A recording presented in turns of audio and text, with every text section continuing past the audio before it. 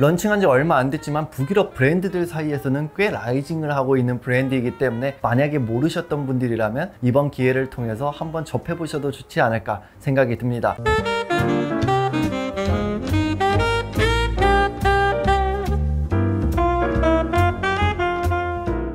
안녕하세요, 호호시입니다. 북유럽 브랜드들 다들 좋아하시죠? 대중적으로 유명한 브랜드들은 아크네 스튜디오라든지 아월레가시, 간니, 우드우드 이런 브랜드들이 있는 것 같은데요. 북유럽 브랜드 하면은 그 떠오르는 이미지가 있는 것 같습니다. 물론 각 브랜드마다 추구하는 방향성 같은 것들은 다르지만 일반적으로 기능성과 절제된 비 이런 것들이 좀 떠오르기도 하고 패브릭에 신경을 많이 쓰는 곳이 북유럽 브랜드들이라고 생각을 합니다. 뭔가 과감하고 아방가르드한 디자인들을 보여주기보다는 눈에 띄지 않지만 유행에 크게 휘둘리지 않는 디자인들을 잘 보여준다고 할까요? 즉 절제되었지만 그 속에서 캐주얼한 우아함을 잘 보여주는 곳이라고 생각을 합니다. 오늘은요, 북유럽 브랜드들 중에서 2-3년 전 정도부터 꾸준히 좀 떠오르고 있는 브랜드라고 느껴지는 선플라워라는 브랜드에 대해서 이야기를 해볼까 합니다. 그럼 선플라워 어떤 브랜드인지 한번 봐볼까요?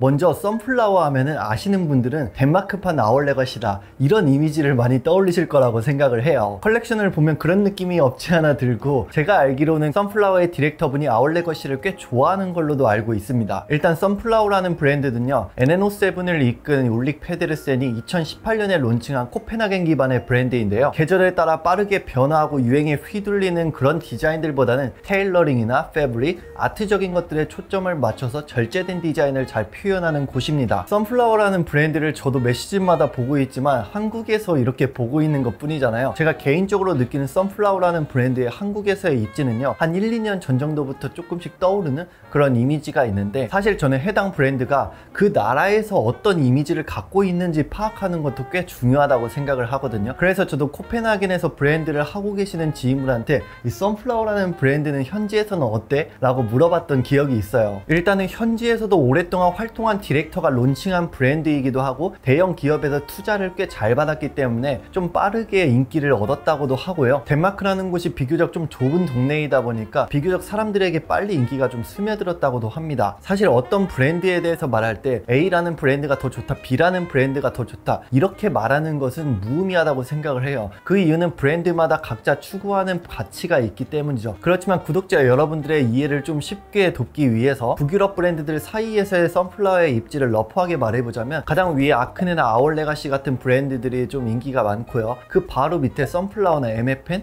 이 정도의 입지라고 합니다. 이제 선플라워의 컬렉션을 가볍게 좀 살펴보자면 3버튼의 테일러드 재킷이 가장 유명한 디자인 중 하나고요, 그 다음 체크나 스트라이프 패턴의 원단을 쓰는 거라든지 전체적인 디자인 같은 것들을 고려했을 때는 클래식함이 꽤 짙은 브랜드라고 생각을 합니다. 전체적인 컬렉션들을 보면은 절제된 느낌이 꽤 강하기 때문에 군더더기 없이 깔끔하다 이런 생각이 좀 많이 드는 브랜드예요. 가끔 핑크나 레몬, 연두색 이런 컬러들을 사용하는 것들도 볼 수 있는데요, 코펜하겐 기반의 브랜드들을 보면은 디자인적으로는 절제되기 때문에 컬러적으로는 굉장히 과감하게 사용하는 것들을 볼 수 있거든요. 그래서 그런 부분에 대해서 고려를 해볼 때도 이 브랜드는 그 나라의 특징이 잘 반영되어 있구나 라고도 느껴집니다. 그리고 선플라워 하면 또 빠질 수 없는 아이템이 바로 데님인데요, 뭔가 데님의 실루엣을 보면은 레트로적인 느낌도 없지 않아 들고요, 그리고 성별에 국한되지 않는 그 오묘한 밸런스의 실루엣을 잘 보여준다고 생각을 합니다. 그리고 브랜드의 네이밍처럼 꽃 자수 같은 디테일들을 잘 보여주기도 하고요, 선플라워의 옷들을 보면은 뭔가 기본에 충실한 그런 아이템들을 잘 보여준다고 생각을 해요. 이게 무슨 말이냐면은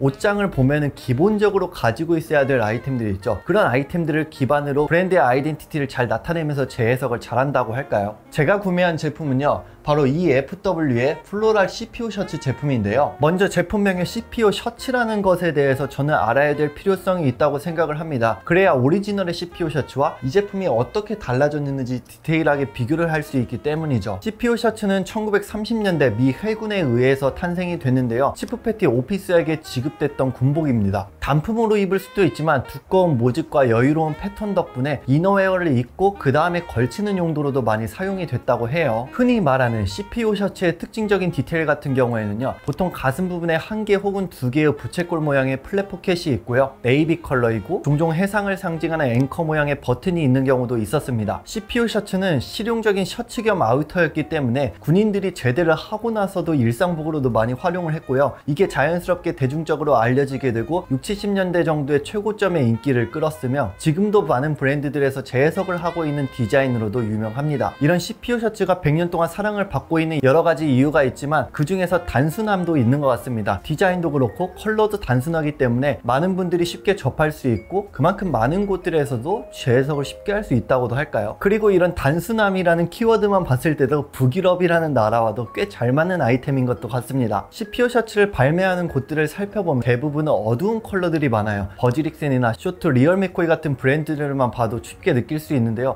뭔가 이 아이템은 보수적인 느낌이 강하다고 할까요? 그런데 그 보수적인 아이템을 어느 정도 진보적으로 이렇게 재해석한다는 것 자체만으로도 저는 꽤 의미가 있는 아이템인 것도 같습니다. 이 제품을 보면은 본인들이 잘하는 플라워 패턴을 곳곳에 디자인을 하면서 컨템포러리하게 잘 재해석을 했다고 느껴지는데요. CPU 셔츠 하면 뭔가 그 네이비 컬러의 투박하고 그런 밀리터리적인 느낌이 잘 드러날 수 있는데 이 제품을 보면은 뻔하지 않게 재해석을 잘했다는 느낌이 좀 들었습니다. 일단 원단은 두께감이 있는 아크릴 폴리 혼방으로 이루어져 있는데요. 그래서 셔츠의 포지션보다는 재킷 포지션에 좀 더 가깝다고 느껴지고요. 원단이 꽤 두껍고 유려하게 떨어지는 느낌의 원단은 아니기 때문에 사실 좀 투박한 느낌이 없지 않아 있지만 기장감이 약 70cm 정도밖에 안 되기 때문에 그 원단에서 오는 투박하고 갑갑한 느낌을 어느 정도 덜어줄 수 있다고 생각을 하고요. 실루엣도 보면은 좀 투박한 느낌이 있기는 하지만 옆에서 봤을 때 뒤가 살짝 붕 뜨는 이 느낌이 꽤 멋스럽습니다. 커프스 부분에는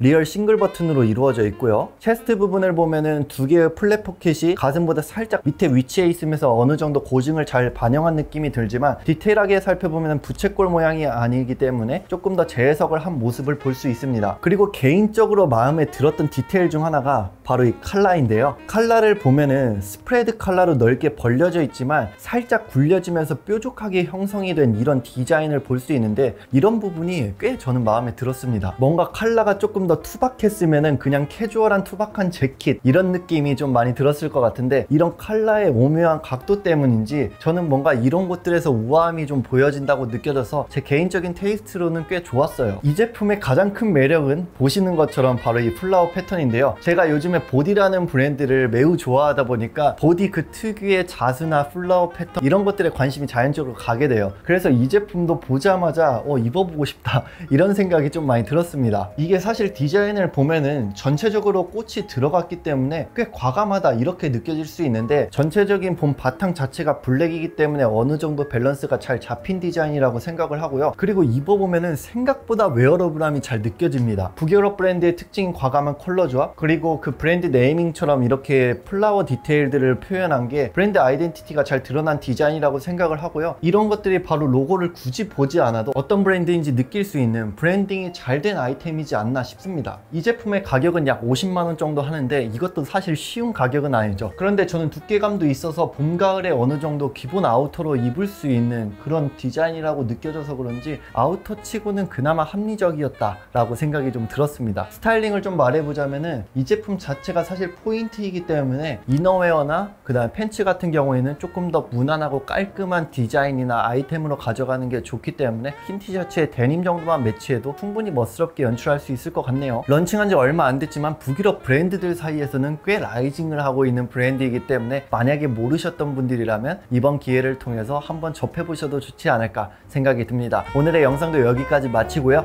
오늘도 구독과 좋아요, 댓글 꼭 남겨주세요. 감사합니다.